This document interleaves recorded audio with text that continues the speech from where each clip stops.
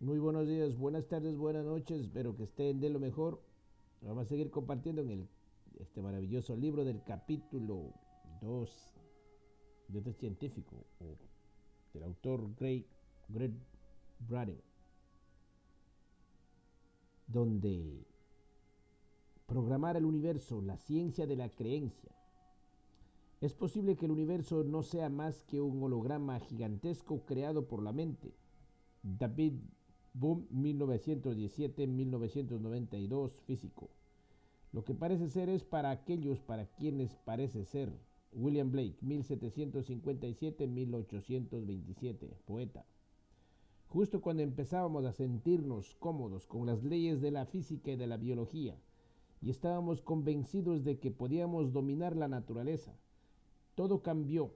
De repente se nos dijo que los átomos no tienen el aspecto de pequeños sistemas solares y que el ADN no es el lenguaje que creíamos que era.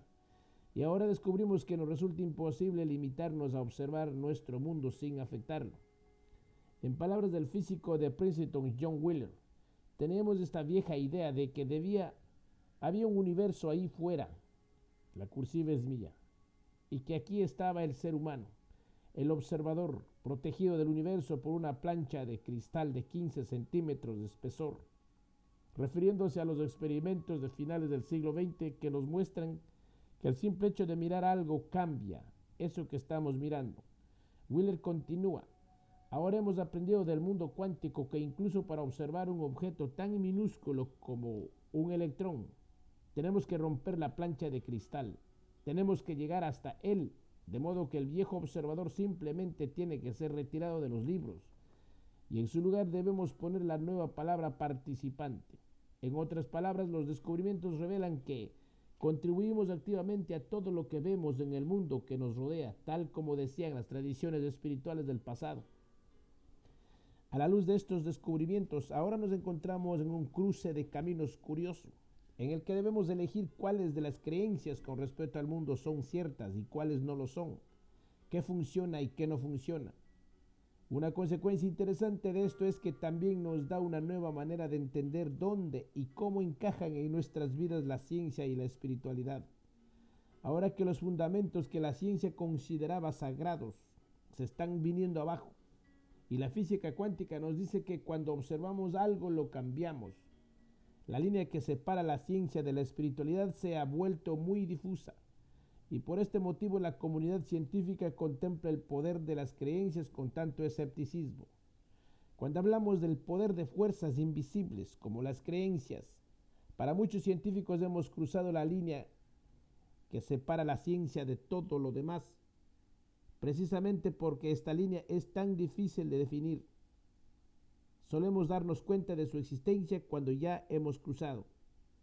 Mi creencia personal es que, relajando las fronteras que tradicionalmente han mantenido separadas la ciencia y la espiritualidad, finalmente encontraremos una gran sabiduría. Los nuevos descubrimientos nos muestran que la conciencia afecta a todo, desde las células de nuestros cuerpos hasta los átomos de nuestro mundo. Y esto hace que las creencias estén en la vanguardia de las actuales exploraciones. Curiosamente, ese también es el lugar donde la ciencia, la fe e incluso la espiritualidad parecen encontrar un terreno común.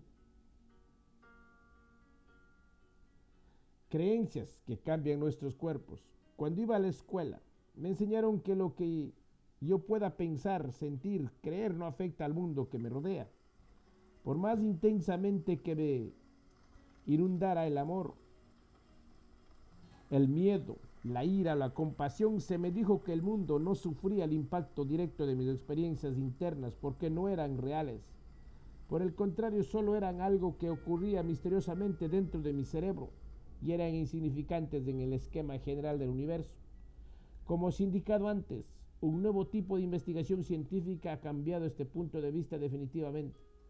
El título del estudio realizado por el Weizmann Institute of Science en Rehovot, Israel, en 1998, lo dice todo: la demostración de la teoría cuántica. La observación afecta a la realidad, en términos que suenan más como una hipótesis filosófica que como una conclusión científica. Esta obra describe cómo afectamos a la realidad que por el mero hecho de observarla. Este poderoso fenómeno ha traído la atención de todo tipo de innovadores, desde los intelectuales y científicos hasta clérigos y artistas. Los resultados están claros y las implicaciones son mareantes. Los estudios demuestran que en lugar de estar separados de nuestro mundo y de las cosas que hacen que la vida sea lo que es, nos hallamos íntimamente conectados con todo, desde las células de nuestros cuerpos hasta los átomos de nuestro mundo y más allá. Nuestra experiencia de conciencia expresada en forma de sentimientos y creencias establece la conexión. El simple acto de mirar nuestro mundo, proyectar nuestros sentimientos y creencias al enfocar nuestra conciencia en las partículas de las que está hecho el universo, cambia las partículas que estamos mirando. Teniendo en cuenta estos descubrimientos, es natural preguntarse cuál es el papel que ha desempeñado esta relación entre la observación y la realidad en nuestras vidas cotidianas en el pasado. Hemos contemplado ya los efectos de nuestras observaciones y simplemente no reconocemos lo que vemos. ¿Podría nuestro papel de participantes explicar misterios como la remisión espontánea de las enfermedades o las curaciones milagrosas? Y si es así, ¿qué nos dicen estas conexiones con respecto a nuestro propio bienestar? Si bien la situación siguiente es hipotética, se ha combinado varios ejemplos de la vida real que los médicos contemplan rutinariamente. Aunque han aprendido a descartarles porque no tienen una explicación racional que explique una curación sin medicinas. No obstante, como veremos, existe una razón científica y la misma ciencia que descarta estas curaciones espontáneas describiéndolas como milagros, nos ofrece el mecanismo que explica por qué funcionan. En el comedor de un hospital de una gran ciudad de la costa de Estados Unidos, dos médicos están comentando una curación confirmada por misteriosa ocurrida a una de sus pacientes. Está confirmada porque los crecimientos anormales de la pierna de la paciente ha desaparecido. Es misteriosa porque, aunque se le dijo que se le estaba administrando un nuevo medicamento que curaría su enfermedad, en realidad lo único que la paciente ha tomado es agua del grifo con colorante. Ella formaba parte de un experimento doblemente ciego en el que había sido seleccionada al azar junto con otros pacientes con dolencias similares. Se les informó de que se aplicaría un tratamiento innovador. Algunos recibieron la medicina y a otros simplemente se les dio agua coloreada. La clave de este estudio es que a todos los pacientes se les dijo que cuando el tinte se diluyera, estarían curados.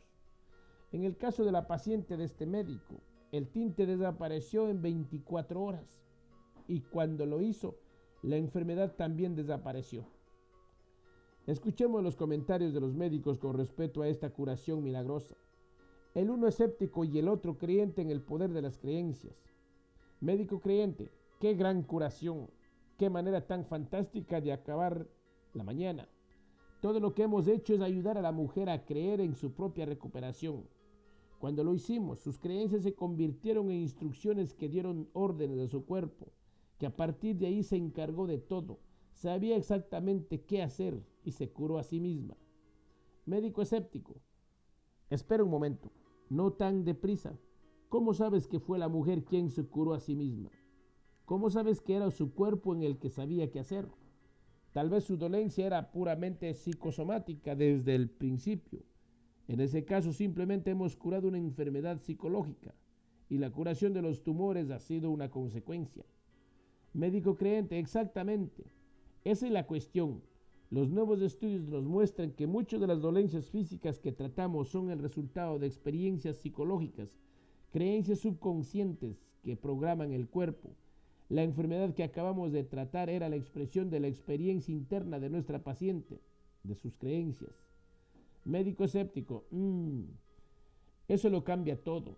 Creo que me gustaba más cuando el paciente quedaba fuera del cuadro y éramos nosotros los que curábamos. Médico creyente, acabas de perder de vista lo importante. Nosotros nunca curamos. Ahora simplemente reconocemos el placebo que embauca a los pacientes y les permite reconectar su propia relación entre creencia y cuerpo. Siguen siendo ellos los que hacen la curación. Médico escéptico. Oh, ¿sí? Sí, correcto, lo sabía. Se sabe desde hace tiempo que las creencias tienen poderes curativos. La controversia se centra en torno Así es la propia creencia la que cura, o si la experiencia de creer activa un proceso biológico que en último término conduce a la recuperación. Para la persona de la calle, la distinción puede parecer irrelevante. Si bien los médicos no pueden explicar por qué las creencias de algunos pacientes les hacen curarse, el efecto se ha registrado tantas veces que, como mínimo, debemos aceptar la existencia de una correlación entre el hecho de que el cuerpo se repare a sí mismo y la creencia del paciente de que la curación se ha producido. Creencias curativas. El efecto placebo. En 1955, H.K. Beecher, el jefe de anestesiología del Hospital General de Massachusetts, en Boston, publicó un trabajo trascendental titulado El poderoso placebo. En él, Beecher describe su revisión de más de 2 docenas de casos y sus descubrimientos que documentan que hasta un tercio de los pacientes se habían curado sin tomar medicación alguna. El término usado para describir este fenómeno era respuestas placebo, o como es comúnmente conocido, efecto placebo. En las primeras tradiciones cristianas, el término latino placebo aparece en los Salmos 116:9. Este pasaje comienza con las palabras placebo domino y en regione ovivorum, que significa agradaré al Señor en la tierra de los vivos. Aunque existe cierta controversia con respecto a la frase latina y a su traducción original del hebreo, eso no afecta a la palabra placebo, que se traduce de manera general como yo agradaré. Creencia 11. Lo que nosotros creemos que es verdad en la vida puede ser más poderoso que lo que otros aceptan como verdad. Actualmente esta palabra se usa para describir cualquier tratamiento en el que a los pacientes se les hace creer que están siendo sometidos a un procedimiento benéfico o recibiendo un agente curativo, cuando en realidad se les están administrando algo que no tiene propiedades curativas. El placebo puede ser algo tan simple como una pastilla de azúcar o una solución de sal común, o tan complejo como una operación verdadera en la que no se hace nada. En otras palabras, si bien los pacientes están de acuerdo en participar en un estudio médico, no saben exactamente cuál será su papel en él. Para poner a prueba el efecto placebo, los pacientes pueden someterse a todas las experiencias que acompañan a la cirugía, incluyendo la anestesia, las incisiones y las suturas, cuando en realidad no se está añadiendo, retirando o cambiando nada. No se trata ningún órgano, no se retira ningún tumor. Aquí lo importante es que los pacientes crean que se está haciendo algo. Basándose en su confianza en el médico y en la medicina moderna, ellos creen que el procedimiento al que se están sometiendo aliviará su dolencia. Ante esta creencia, el cuerpo del paciente responde como si verdaderamente hubiera tomado la medicina o se hubiera sometido a un procedimiento real. Beecher informó que aproximadamente un tercio de los pacientes que él revisó habían respondido positivamente al placebo, pero otros estudios elevan todavía más el nivel de respuesta, dependiendo de la dolencia de que esté tratando. Por ejemplo, las migrañas y la retirada de verrugas han tenido niveles de éxito altos. La siguiente cita de un artículo publicado por el New York Times en el 2000 revela lo poderoso que puede ser el efecto placebo. Hace 40 años, un joven cardiólogo de Seattle llamado Leonard Cohen puso a prueba un procedimiento que entonces se empleaba comúnmente para la angina de pecho, en el que los médicos hacen pequeñas incisiones en el pecho y anudan 2 arterias para aumentar el flujo de sangre que va al corazón. Era una técnica popular. El 90% de los pacientes dijeron que les había ayudado, pero cuando Cobb la comparó con la cirugía placebo en la que hacía las incisiones pero no anudaba las arterias, la falsa operación demostró tener el mismo nivel de éxito. El procedimiento, conocido como ligadura de la arteria mamaria interna, pronto se abandonó. En mayo del 2004, un grupo de científicos de la Facultad de Medicina de la Universidad de Turín, en Italia, llevaron a cabo un estudio sin precedentes para investigar el poder de las creencias para curar un entorno médico. Empezaron administrando medicamentos que imitan a la dopamina y alivian los síntomas del paciente. Aquí es importante señalar que estos medicamentos tienen una vida muy corta en el cuerpo. Sus efectos solo duran unos 60 minutos. A medida que se consumen, los síntomas vuelven 24 horas después. Los pacientes fueron sometidos a un procedimiento médico en el que se les hizo creer que recibirían una sustancia para que la química de sus cerebros volvieran a los niveles normales. En realidad simplemente se les dio una solución salina que no debería tener ningún efecto en su dolencia. Después del procedimiento, los escáneres electrónicos de los cerebros de los pacientes mostraron algo que puede calificarse como un milagro. Sus células cerebrales habían respondido al procedimiento como si les hubiera administrado el medicamento que originalmente aliviaba sus síntomas. Comentando la notable naturaleza de este estudio, el líder del equipo, Fabrizio Benedetti, dijo: "Es la primera vez que hemos visto el efecto a nivel neuronal. Los descubrimientos de la Universidad de Turín apoyan otros estudios llevados a cabo anteriormente por un equipo de la Universidad de British Columbia, en Vancouver. En aquella investigación se informó que los placebos en realidad podían elevar los niveles de dopamina de los pacientes que los reciben. Vinculando sus estudios con los anteriores, Benedetti especuló que los cambios que nosotros hemos observado también están inducidos por la liberación de dopamina.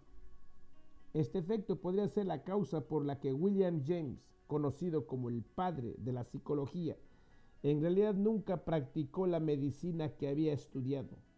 En un artículo escrito en 1864, apenas deja lugar a dudas en cuanto a por qué sospechaba que el verdadero poder curativo tiene menos que ver con los procedimientos y más con los que los médicos ayudan a los pacientes a sentirse mejor consigo mismos. Mis primeras impresiones sobre la medicina son que allí hay mucho engaño, y a excepción de la cirugía, con la que a veces se consigue algo positivo. El médico hace más por el efecto moral de su presencia sobre el paciente y su familia que por cualquier otro medio. Siempre ha habido intentos de aliviar el sufrimiento de la gente y de curar sus dolencias. Si bien la historia de las curaciones se remonta a más de 8.000 años en el tiempo, se considera que la medicina moderna empezó en el siglo XX. Anteriormente es posible que muchos de los remedios empleados contuvieran muy pocos ingredientes activos. Si esto es cierto, el efecto placebo puede explicar un gran porcentaje de las antiguas curaciones y puede haber tenido un papel clave en la supervivencia de la humanidad hasta los tiempos modernos. Si las creencias que afirman que la vida tiene el poder de invertir la enfermedad y sanar nuestros cuerpos, debemos plantearnos una serie de preguntas evidentes. ¿Cuánto daño hacen las creencias negativas? ¿Qué efecto tiene nuestra manera de pensar sobre nuestra edad, por ejemplo, o la forma en que nos hacemos mayores? ¿Cuáles son las consecuencias de vernos bombardeados por los mensajes de los medios de comunicación que nos dicen que estamos enfermos en lugar de los que celebran nuestra salud?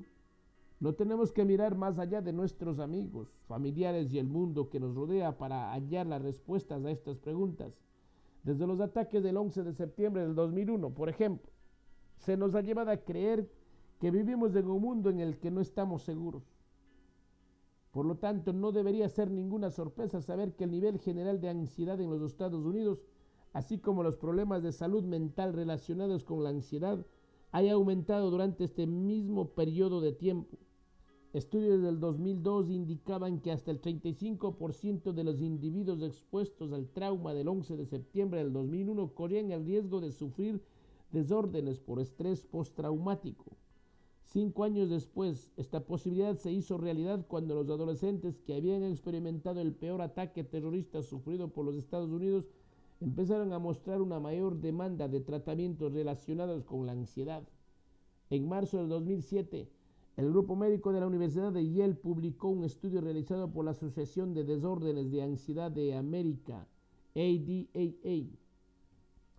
El estudio explica que a medida que el grupo de edad que fue testigo de los ataques madura, un creciente número de alumnos están llegando a la universidad con historias de enfermedad mental y se ha producido un incremento después del 11/9/2001.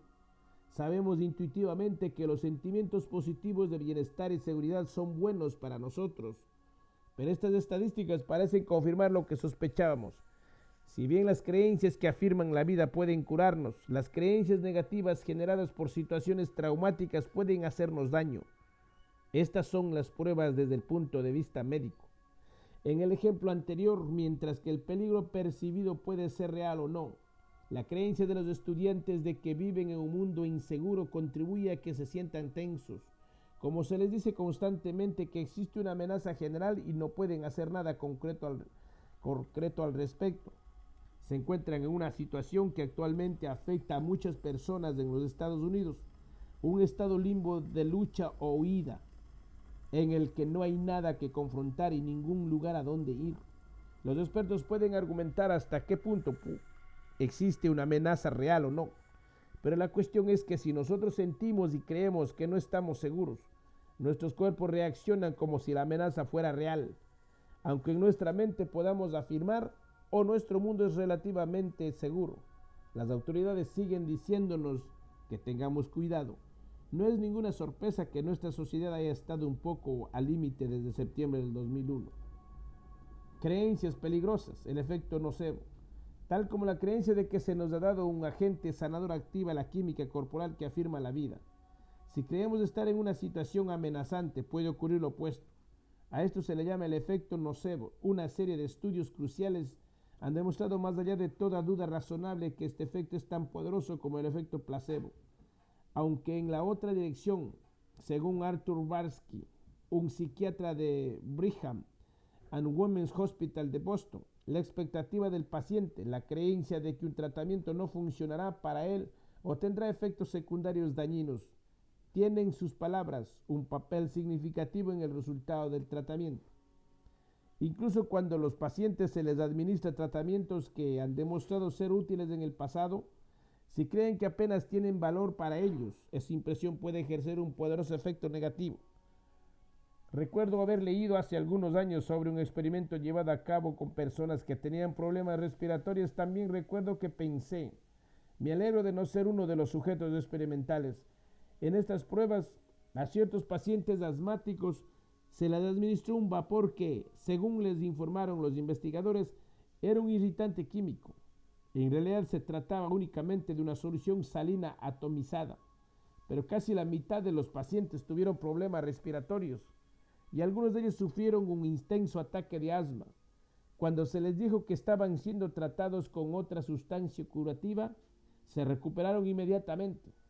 No obstante, en realidad el nuevo tratamiento solo era otra solución salina. En su libro Money, Mood, Maggots and Other Medical Marvels, The Science Behind Folk Remedies and Old Wives' Tales, Robert y Michelle Ruth Bernstein resumen en este efecto inesperado diciendo: el efecto nocebo puede invertir la respuesta corporal al verdadero tratamiento médico de positiva a negativa, tal como los físicos se han percatado de que las expectativas de los observadores durante un experimento influyen en su resultado. Que un médico diga, bueno, intentaremos este tratamiento y veremos lo que hace, podría ser de ayuda. ¿Puede hacerlo eficaz o ineficaz? Por esta razón misma, hasta la menor indicación por parte de un médico de que un tratamiento podría no funcionar puede tener consecuencias devastadoras. De hecho, puede ser tan devastador que es posible que mate. El famoso estudio Framingham Heart, iniciado en 1948 bajo la dirección del National Heart Institute, documentó el poder de tal efecto. El estudio comenzó con 5.209 hombres y mujeres, todos ellos de Framingham, Massachusetts, con edades de entre 30 y 62 años. El propósito de la investigación era hacer un seguimiento de una muestra de gente durante un largo periodo de tiempo para identificar los factores entonces desconocidos que producen las enfermedades del corazón. En 1971, el programa inició un segundo estudio basado en los niños de los sujetos pertenecientes al grupo original. Y ahora los investigadores han comenzado a reclutar un tercer grupo, compuesto por los nietos de los primeros participantes. Cada 2 años se evalúan diversos factores de riesgo identificados a lo largo del estudio en los participantes. El grupo de estudio está compuesto por personas con estilos de vida muy diversos. El descubrimiento de que las creencias de los participantes desempeñan un papel en el riesgo de sufrir una enfermedad de corazón fue sorprendente para los investigadores. De las numerosas estadísticas extraídas del estudio, las correlaciones han mostrado que las mujeres que creían tener tendencia a sufrir enfermedades del corazón ofrecían al cuádruple de posibilidades de morir que aquellas que con factores de riesgo similares no tenían esas creencias. Es posible que la ciencia médica no entienda plenamente por qué se produce el efecto, pero ha quedado claro más allá de cualquier duda razonable que existe una fuerte correlación entre lo que creemos con respecto a nuestros cuerpos y la calidad de vida y de curación que disfrutamos. Pero se detiene ahí el efecto. ¿Acaba el poder de nuestras creencias en la frontera definida por nuestros cuerpos o va más allá? Y si es así, ¿explica el poder de las creencias de eso que en el pasado hemos llamado milagros? Creencias que cambian nuestro mundo. Las teorías sobre las creencias son interesantes y los experimentos pueden ser convincentes, pero a la hora de aceptar el papel que desempeñan las creencias en nuestras vidas, al científico en mí le sigue gustando ver algo real, una aplicación significativa de lo que describen las teorías. Como mencioné en la matriz divina, uno de los ejemplos más poderosos de sentimiento y creencia grupal que afectó a una amplia área geográfica quedó registrado en un atrevido experimento llevado a cabo durante la guerra entre Israel y Líbano, que empezó en 1982. Durante ese tiempo, un grupo de investigadores entrenó a un grupo de personas para que sintieran paz en sus cuerpos y creyeran que ya estaban presentes dentro de ellos. En lugar de limitarse a pensar en ella en sus mentes o de rezar para que ocurriera. En este experimento concreto, los implicados alcanzaron ese sentimiento usando un tipo de meditación conocido como meditación trascendental. En momentos predeterminados de días específicos del mes, se trasladó a estas personas a ciertas áreas del Oriente Medio devastadas por la guerra. Durante el tiempo en que ellos estaban sintiéndose en paz, las actividades terroristas cesaron. El índice de criminalidad descendió. El número de visitas a los servicios de urgencias se redujo y hubo menos accidentes de tráfico. Cuando los sentimientos de los participantes cambiaron, las estadísticas volvieron a la normalidad. Este estudio confirmó los primeros descubrimientos. Cuando un pequeño porcentaje de la población alcanza la paz en sí misma, se extiende al mundo que le rodea. Los experimentos tuvieron en cuenta los días de la semana, los días festivos e incluso los ciclos lunares, y los datos eran tan consistentes que los investigadores llegaron a identificar cuántas personas necesitan compartir la experiencia de paz para que se refleje en el mundo. El número es la raíz cuadrada del 1% de la población. Esta fórmula ofrece cantidades más reducidas de lo que cabría esperar. Por ejemplo, en una ciudad de 1 millón de habitantes, el número es de 100 personas. En un mundo de 6.000 millones de habitantes, es de poco menos de 8.000. Este cálculo solo representa el mínimo necesario para poner en marcha el proceso. Cuanta más gente sienta paz, más rápido será el efecto. El estudio llegó a ser conocido como Proyecto Internacional de Paz para Oriente Medio y los resultados se publicaron finalmente en The Journal of Conflict Resolution en 1988. Es evidente que este estudio y otros similares merecen más exploración, pues muestran en efecto que no se debe a la casualidad. La cualidad de nuestras creencias más íntimas influyen claramente en la cualidad del mundo que nos rodea. Desde esta perspectiva, todo, desde la curación de nuestros cuerpos hasta la paz entre las naciones, desde nuestro éxito en los negocios, las relaciones y la profesión hasta el fracaso de matrimonios y la fragmentación de familias, todo debe ser considerado como reflejos nuestros y del significado que damos a las experiencias de nuestra vida.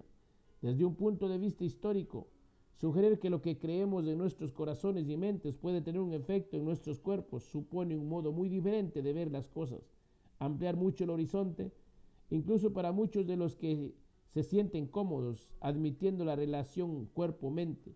Aceptar que nuestras creencias pueden afectar al mundo situado más allá de nuestros cuerpos físicos simplemente es inadmisible, aunque para otros es algo que ya está llamando a su puerta. Para quienes han sido educados con una visión holística del mundo, el poder universal de la creencia está completamente alineado con lo que siempre han sabido. En cualquier caso, este poder ofrece a toda la posibilidad de cambiar las situaciones de dolor, sufrimiento, guerra y carencia en la vida y hacerlo por propia elección. Creencia 12. Debemos aceptar el poder de la creencia para conectar con él en nuestra vida. La mayor de nuestras paradojas, y para algunos también la más extraña, es que hay una condición que debemos satisfacer antes de poder dar rienda suelta al poder de la creencia. Debemos creer en la creencia misma para que tenga poder en nuestra vida. Esta condición hace que a veces sea difícil considerar este tema con seriedad. Si bien las curaciones milagrosas son posibles y las sincronicidades abundan en nuestras vidas, debemos estar abiertos a esto y dispuestos a aceptarlos para recibir sus beneficios. En otras palabras, necesitamos una razón para creer en ellas. Aquí es donde entra la distinción entre creencia, fe y ciencia. Creencia, fe y ciencia. Actualmente estamos en un momento de transición en el que la realidad de nuestro mundo está poniendo a prueba las tres principales formas de conocer: creencia, fe y ciencia. Cuando se nos pregunta cómo sabemos que algo es verdad, generalmente respondemos basándonos en suposiciones procedentes de una de estas maneras de conocer o de una combinación de ellas, mientras que la ciencia se distingue por sus características evidentes de tratar con hechos y pruebas. La diferencia entre la creencia y la fe a veces no está tan clara. De hecho, la gente suele usar las dos palabras indistintivamente. Tal vez el mejor modo de hacer esta distinción tan importante para este libro sea emplear un ejemplo. Si llevo tiempo corriendo maratones y alguien me pregunta si podré completar uno en el próximo futuro, mi respuesta sería sí. Se basaría en el hecho de que ya he completado maratones en el pasado y en mi creencia de que puedo volver a hacerlo en algún momento futuro. No tengo motivo para sospechar que pueda ser de otra manera. De modo que en este ejemplo puedo decir que creo en mi capacidad de acabar la carrera y mi creencia se basa en mi experiencia directa. Ahora digamos que una semana después, recibido por correo una carta de los organizadores del maratón y descubro una información importante que no habían mencionado antes.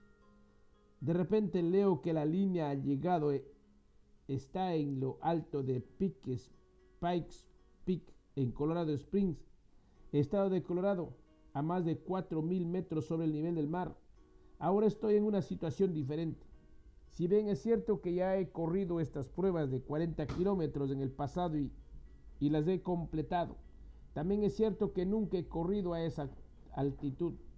Ahora ya no tengo pruebas de que pueda acabar la carrera, aunque tampoco tengo razones para pensar que no pueda. Simplemente no lo he hecho antes, de modo que tengo que especular sobre mis posibilidades de llegar. Mi especulación se basa en la fe, porque no tengo pruebas directas de haberlo conseguido. Este ejemplo puede parecer tonto, pero ilustra la diferencia entre creencia y fe. La creencia se basa en las pruebas, y aunque es posible que la fe en algo también cuente con pruebas, la clave es que no tiene por qué haberlas. Para una persona de fe no son necesarias. A menudo oímos hablar de la diferencia entre fe y creencia dentro del contexto religioso. Por ejemplo, para algunos la existencia de Dios es una verdad incuestionable. Proclaman que no necesitan pruebas, simplemente tienen fe en el que el Todopoderoso está presente. Sin embargo, como no hay pruebas directas de la existencia de Dios, otros se resisten a aceptarlo como un hecho. Tal vez dediquen su vida a buscar lo que consideren que es validación, y es posible que se les presente de una forma que ellos no esperan. De modo que para esas personas, las pruebas de la existencia de Dios son elusivas y no pueden permitirse creer sin ellas.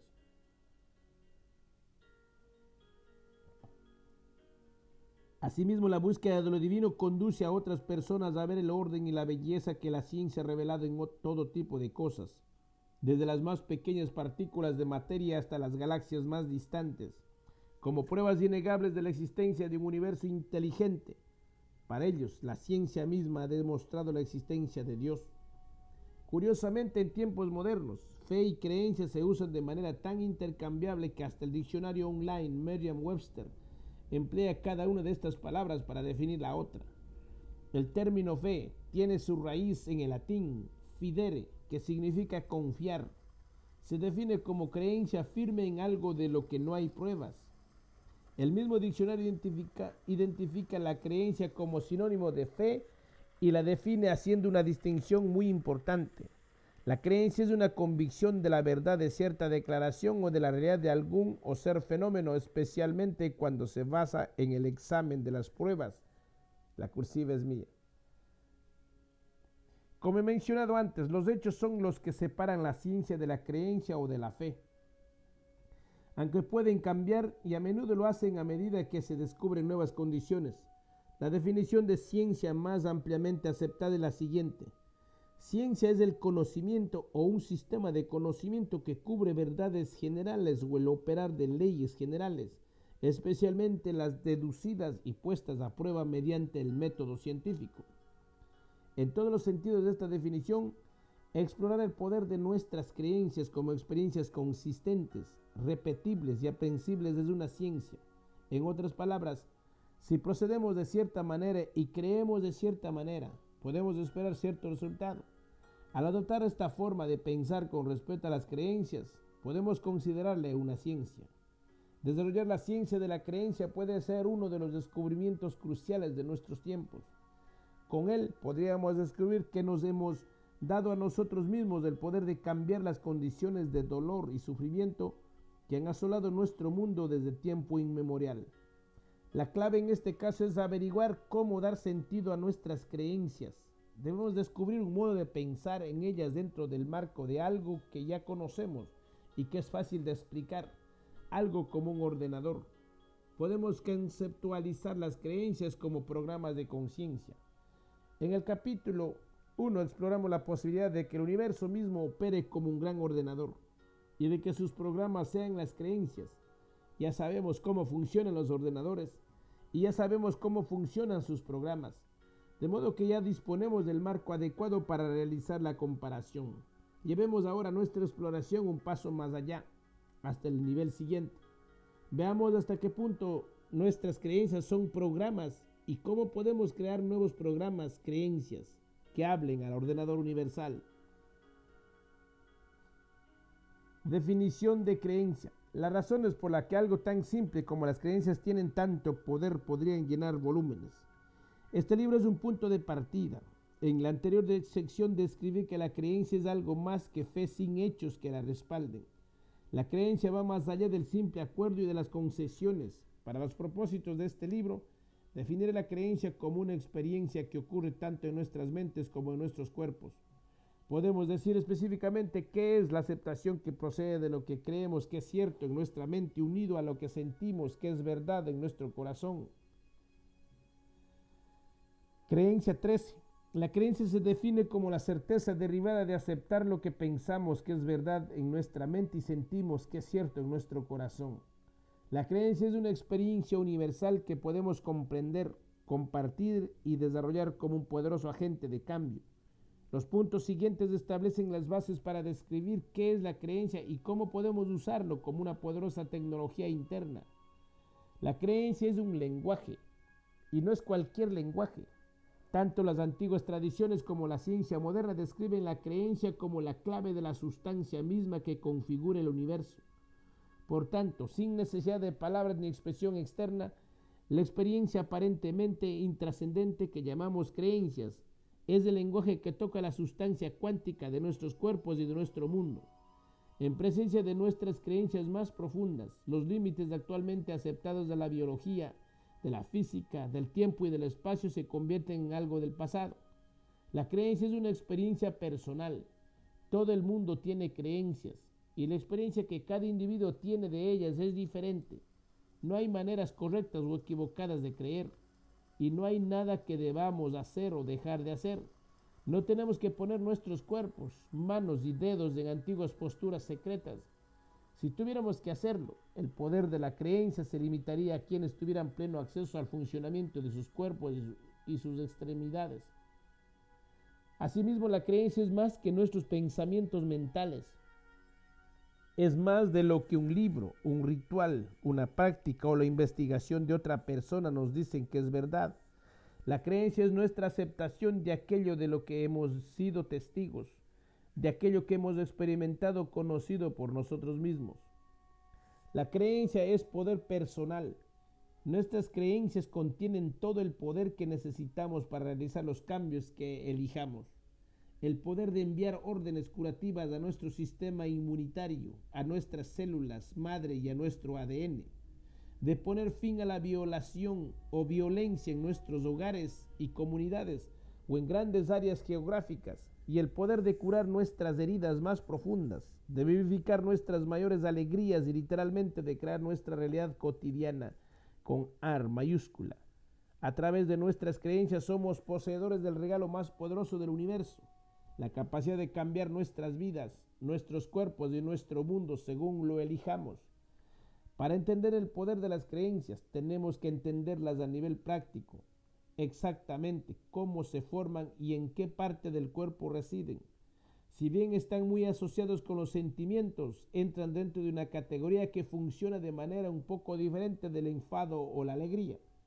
Cuando identificamos esta diferencia sutil pero contundente, queda claro cómo podemos cambiar nuestras creencias cuando dejan de sernos útiles. La anatomía de la creencia.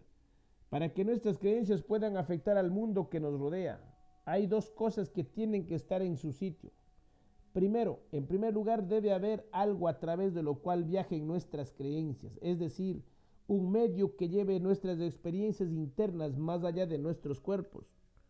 Segundo, en segundo lugar, nuestras creencias han de tener el poder de hacer algo en el mundo físico. En otras palabras, deben reordenar los átomos de los que está compuesto el universo para hacer que algo ocurra.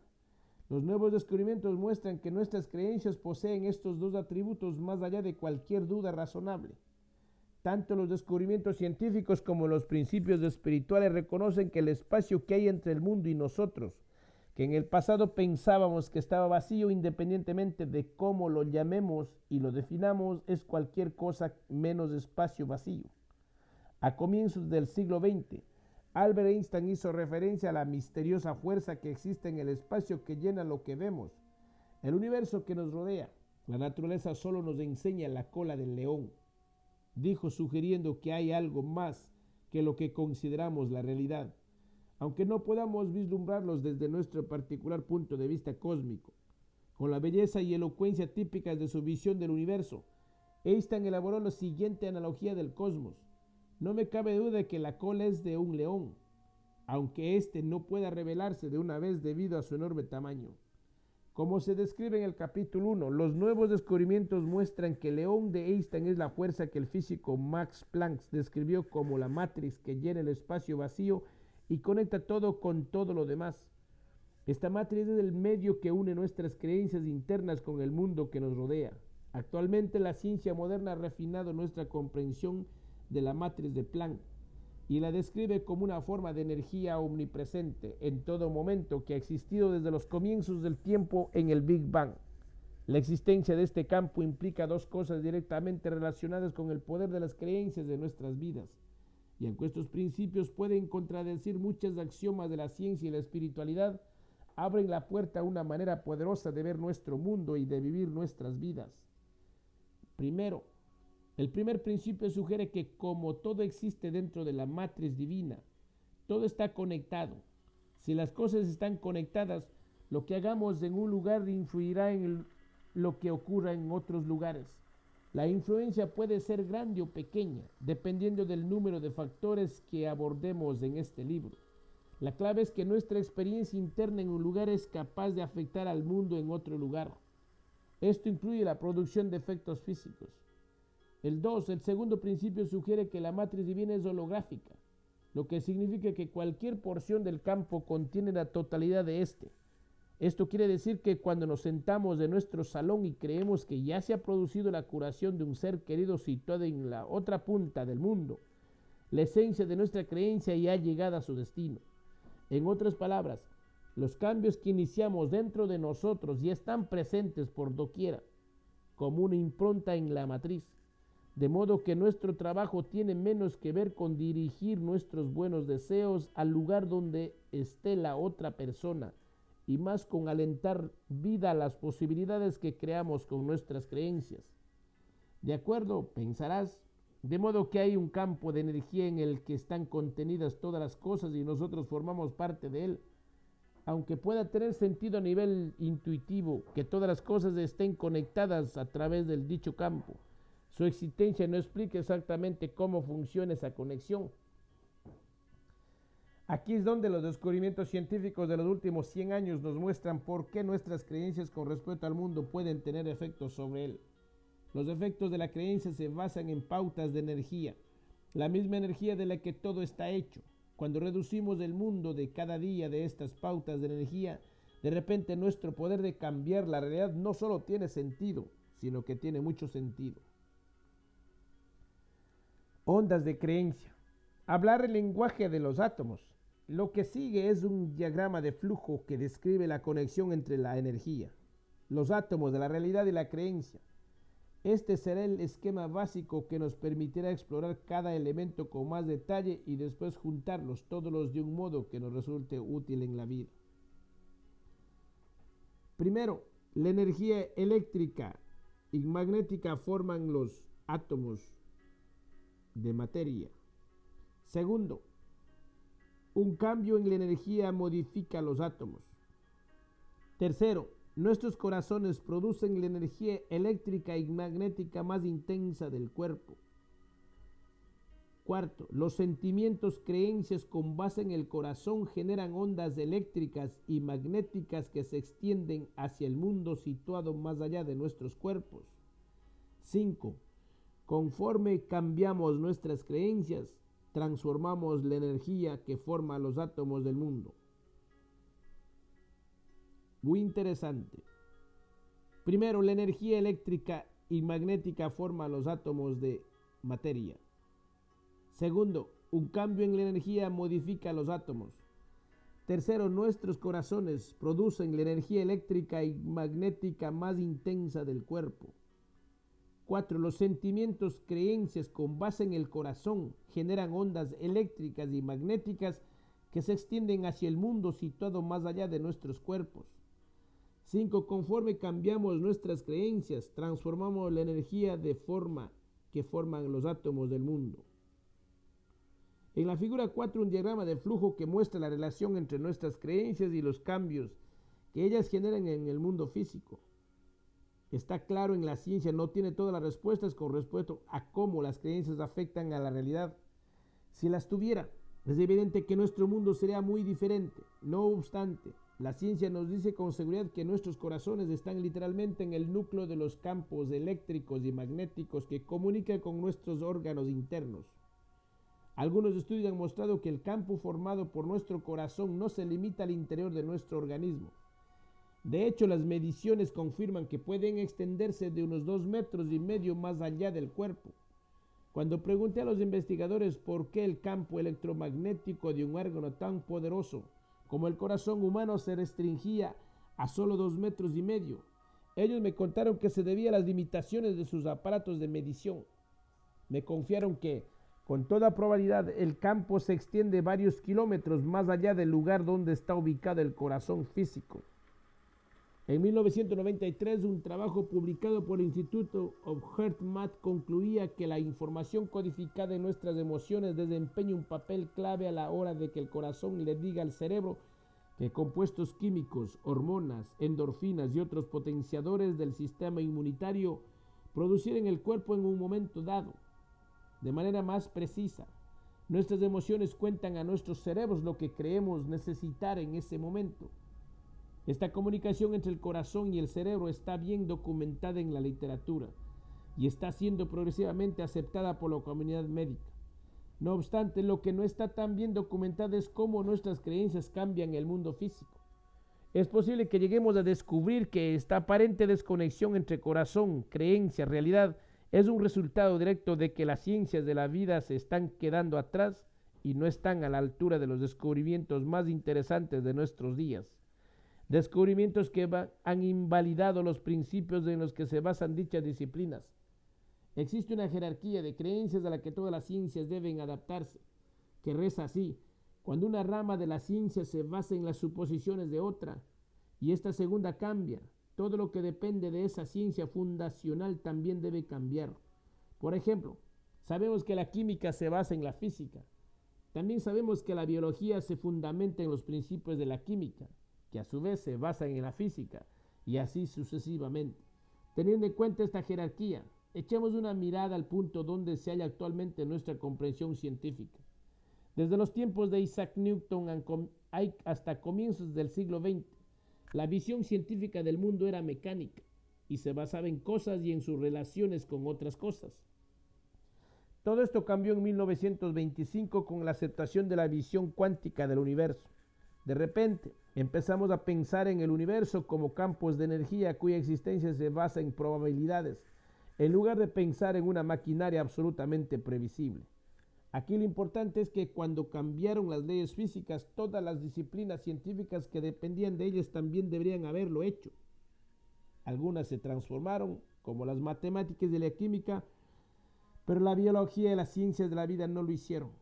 De modo que actualmente muchos biólogos aún trabajan y enseñan basándose en una visión mecánica de las cosas en lugar de contemplar el universo, el mundo y nuestros cuerpos como campos que están involucrados en una danza perpetua de energía que interactúa con otras energías. Gracias a los trabajos pioneros y científicos como el Dr. Bruce Lipton y su libro The Biology of Belief, la situación está cambiando. El lenguaje de los átomos. Mientras los científicos se esfuerzan por comprender cómo las creencias afectan a nuestro mundo a través de los modelos tradicionales de la vida y la realidad, la nueva visión de que todas las cosas son energía interactuando con otras energías nos hacen preguntarnos cómo podría ser de otra manera. Cuando empezamos a ver las cosas de esta perspectiva, se eliminan las limitaciones del pasado. De repente, el mecanismo que permite que las creencias cambien nuestro mundo físico queda claro. Y todo comienza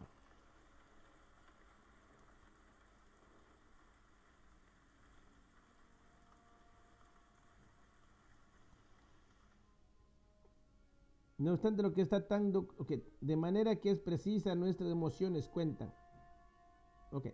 El papel clave a la hora de que el corazón le diga al cerebro qué compuestos químicos, hormonas, endorfinas y otros potenciadores del sistema inmunitario producir en el cuerpo en un momento dado.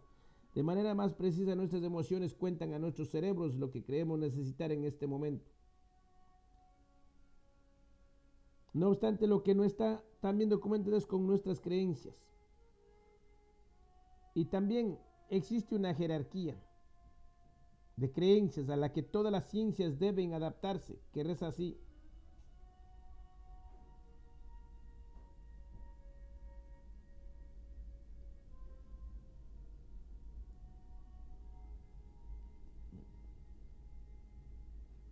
El lenguaje de los átomos. Mientras los científicos se esfuerzan por comprender cómo las creencias afectan a nuestro mundo a través de los modelos tradicionales de la vida y la realidad, la nueva visión de que todas las cosas son energía interactuando con otras energías nos hace preguntarnos cómo podría ser de otra manera cuando empezamos a ver las cosas desde esta perspectiva. Se eliminan las limitaciones del pasado. De repente el mecanismo que permite que las creencias cambien nuestro mundo físico queda claro y todo comienza con lo que pensamos con respecto a la materia misma. Si hace algún tiempo que no has visitado un aula o que no has leído un libro sobre la nueva física, el nuevo aspecto que se le atribuye al átomo podría sorprenderte. En lugar del modelo mecánico de cosas orbitando alrededor de otras cosas, como un sistema solar en miniatura, el átomo cuántico se basa en las probabilidades de que la energía pueda concentrarse en un lugar u otro en un momento dado. En la figura 5, lo importante aquí es, en parte, la energía está hecha de campos eléctricos y magnéticos, los mismos campos que nosotros creamos con los pensamientos de nuestros cerebros y las creencias de nuestros corazones. En otras palabras, las experiencias universales que conocemos como sentimiento y creencia son los nombres que damos a la capacidad del cuerpo de convertir nuestras experiencias en ondas eléctricas y magnéticas. En la figura 5, ilustración que muestra el viejo modelo mecánico de los átomos como cosas a la izquierda y el nuevo modelo cuántico del átomo como concentraciones de energía en zonas a la derecha. Aquí es donde las cosas se ponen muy interesantes. Cuando los campos eléctricos o los campos magnéticos de un átomo cambian, o cuando lo hacen ambos, el átomo cambia, su comportamiento se altera y también su manera de expresarse como materia. Y cuando el átomo cambia, también lo hace nuestro mundo. Es un fenómeno bien documentado, reconocido por primera vez en 1896, que los campos magnéticos modifican la energía del átomo. El efecto Zeeman, que tomó el nombre de su descubridor, el premio Nobel Peter Zeeman, dice que en presencia de una fuerza magnética, La sustancia que constituye la materia se transforma.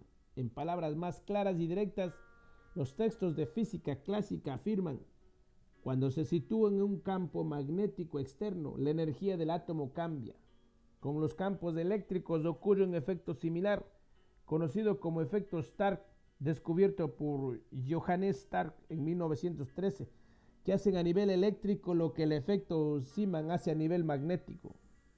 Si bien ambos efectos son interesantes a nivel individual, combinados forman la clave que nos permite entender el poder de las creencias del corazón. Los estudios realizados en el Institute of Heart Math nos muestran que la fuerza eléctrica de la señal del corazón, medida por el electrocardiograma, es hasta 60 veces mayor que la señal eléctrica del cerebro humano medida por un electroencefalograma. En el campo magnético, el corazón es hasta 5000 veces más intenso que el del cerebro. Aquí lo importante es que ambos campos tienen el poder de cambiar la energía de los átomos y creamos ambos con nuestras creencias. Cuando formamos creencias de nuestro corazón, estamos generando una expresión eléctrica y magnética de ellas en forma de ondas de energía que no están confinadas al corazón ni limitadas por la barrera física de nuestra piel y nuestros huesos. De modo que cada momento de cada día estamos hablando al mundo que nos rodea con un lenguaje sin palabras, las ondas de creencia de nuestros corazones. Creencia 14. La creencia se expresa en el corazón, donde nuestras experiencias se traducen en ondas eléctricas y magnéticas que interactúan con el mundo físico. Además de bombear la sangre de vida dentro de nuestros cuerpos, podemos pensar en el corazón como un traductor de creencias en materia. Convierte las percepciones de nuestras experiencias, creencias de imaginación en un lenguaje codificado de ondas que comunica con el mundo situado más allá de nuestro cuerpo. Tal vez sea esto lo que el filósofo y poeta John Mackenzie quería decir cuando afirmó: la distinción entre lo real y lo imaginario no se mantiene fija. Todas las cosas que existen son imaginarias. Entonces, ¿qué significa todo esto? El fondo de la cuestión es simple y las implicaciones profundas. El misterioso órgano que alberga nuestras creencias más profundas crea los campos de energía que alteran nuestro mundo. Tal vez no sea una coincidencia que el poder de cambiar nuestros cuerpos y los átomos de materia se enfoque en el lugar que durante más tiempo ha estado asociado con las cualidades espirituales que hacen de nosotros quienes somos, el corazón. Verdaderamente podemos sentirnos justificados cuando nos miramos a nosotros mismos y después a los demás, y desde el lugar de más profunda gratitud por todo lo que hemos experimentado en la vida, simplemente decimos: bendice nuestros corazones. El gran secreto que todos saben, menos nosotros, a través de ciertos fenómenos mediáticos, como las películas o los libros, el secreto ¿y tú qué sabes? Nuestra manera de usar el pensamiento se ha convertido en un tema candente. No obstante, curiosamente, las experiencias relacionadas con él, como el sentimiento y la emoción, toman un lugar secundario en estos mismos documentos y a veces se descartan totalmente. Y cuando se abordan, no deja de ser habitual que las palabras sentimiento y emoción se usen indistintamente, mezclándolas en una experiencia nebulosa que resulta difusa y difícil de definir. Mi madre y yo hemos hablado de esto muchas veces a lo largo de los años. Yo siempre he pensado que sentimiento y emoción eran lo mismo.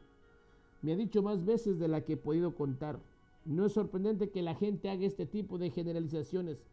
Con pocas excepciones, parece que la ciencia y la espiritualidad, las dos fuentes de conocimiento en las que hemos confiado históricamente para describir nuestro mundo, han dejado el poder del sentimiento y la emoción completamente al margen de la ecuación de la vida. Por ejemplo, tal vez solo sea una coincidencia que en la versión tradicional de la Biblia moderna, los documentos que nos instruyen sobre el poder del pensamiento y la emoción, como el Evangelio gnóstico de Tomás, estén entre los que se perdieron durante las revisiones bíblicas del siglo IV. Estas referencias pueden estar ausentes de las enseñanzas judeo-cristianas más valoradas, pero no ocurre lo mismo en otras tradiciones espirituales. Cuando trabajaba como experto informático en la industria de la defensa de mediados de la década de los 80, pensé que encontraría los ejemplos mejor preservados de estas enseñanzas en los lugares menos alterados por la civilización moderna. Fui a algunos de los santuarios más remotos y aislados que quedaban actualmente en la tierra en busca de estas enseñanzas preciosas. Desde los monasterios de Jebel Musa en Egipto hasta las montañas andinas del Perú y las mesetas de China Central y el Tíbet. En una mañana clara y fría de 1998, escuché las palabras que describen inequívocamente el poder del sentimiento en nuestras vidas. En el altiplano tibetano cada día es verano e invierno. Verano cuando el sol está en lo alto del cielo, e invierno en cuanto sus rayos desaparecen más allá de los puntiagudos picos de los Himalayas. Sentí como si no hubiera nada entre mi piel y las antiguas piedras de sentarme en el frío suelo, pero sabía que no podía irme. Este día era la razón por la que yo había invitado a un pequeño grupo de personas a acompañarme en un viaje que nos llevó por medio del mundo. Durante 14 días aclimatamos nuestros cuerpos a altitudes de hasta 5 metros sobre el nivel del mar. Agarrándonos a nuestros asientos e incluso unos a otros, nos sujetábamos mientras nuestro peculiar autobús avanzaba sobre puentes arrastrados por el agua y desiertos sin caminos, para llegar a aquel punto en aquel mismo momento. Un monasterio de 800 años de antigüedad oculto en la base de una montaña. Enfoqué mi atención directamente en los ojos del hombre hermoso e intemporal que se sentaba en postura de loto justo delante de mí, el abad del monasterio. Por medio de nuestro traductor, le planteé la misma pregunta que había planteado a todos los monjes y monjas que había conocido durante nuestra peregrinación.